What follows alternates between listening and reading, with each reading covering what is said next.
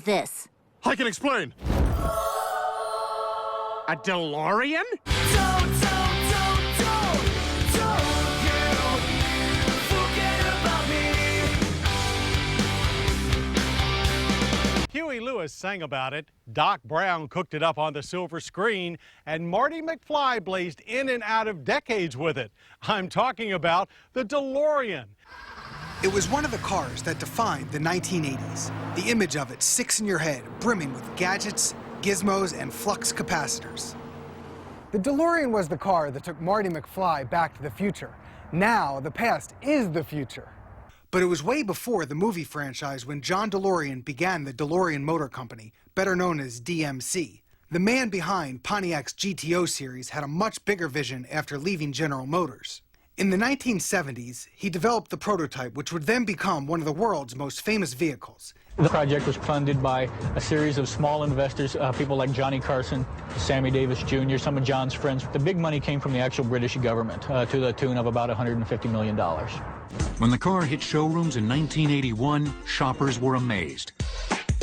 Initial sales were fantastic. Cars were flying off the dealership lots because everybody wanted to be the first on their block. And then it wasn't unusual to see them selling for as much as $10,000 over stickers. The car's space-age design and virtual celebrity status ensured that it lived up to its slogan. One of the taglines in all the advertising for the DeLorean was "Live the Dream."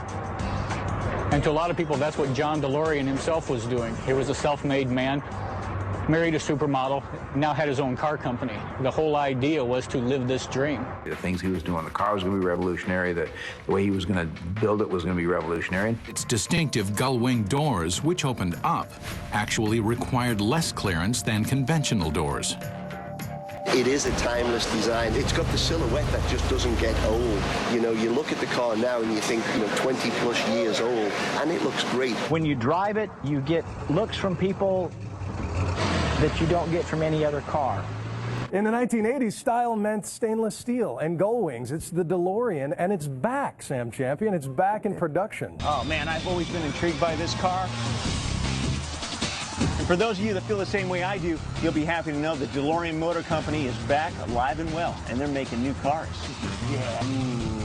So what we're doing now is we're creating newly assembled cars where we'll start with one of the stainless steel chassis, we'll start with one of the new fiberglass underbody, and we'll use these parts and the modern stuff, and we will create a newly assembled car that looks like a 25-year-old DeLorean, but it performs and behaves as you would expect a car today to do. On the outside, these cars are exactly what we remember.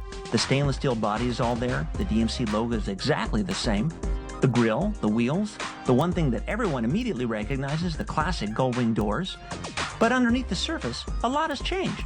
The new cars can be ordered with a premium audio system, iPod integration, navigation, a backup camera, Bluetooth, heated seats. Wow, now we're talking. They also refurbish used DeLoreans to their original luster. It's not unusual for a car to come to us in just completely run-down, worn-out condition, and for us to turn it into a car like this one here. We'll refresh the interiors, we'll rebuild drivetrains, we'll do body work, whatever it takes to make the car look as good as it did back in 1981. This week's challenge, bring an extinct DeLorean back to life as a hovercraft from hell. There's not one car on the road today that doesn't have something that John DeLorean had created. DeLorean car met today for the largest gathering of its kind in the country.